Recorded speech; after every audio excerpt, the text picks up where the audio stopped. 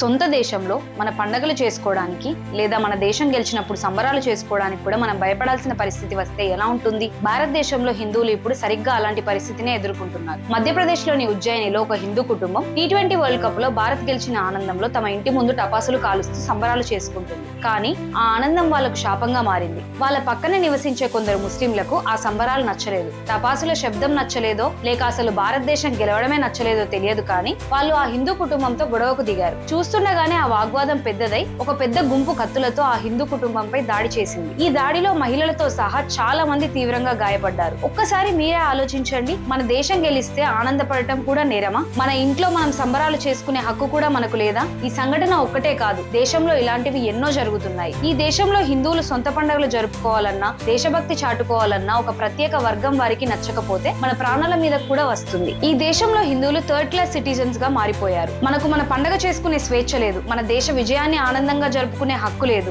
ఈ అన్యాయంపై మీరేమంటారు? మీ ఆవేశాన్ని, అభిప్రాయాన్ని కామెంట్స్ లో తెలియజేయండి. ఈ నిజం ప్రతి ఒక్కరికి తెలియాలంటే ఈ వీడియోను షేర్ చేయండి. జై హింద్.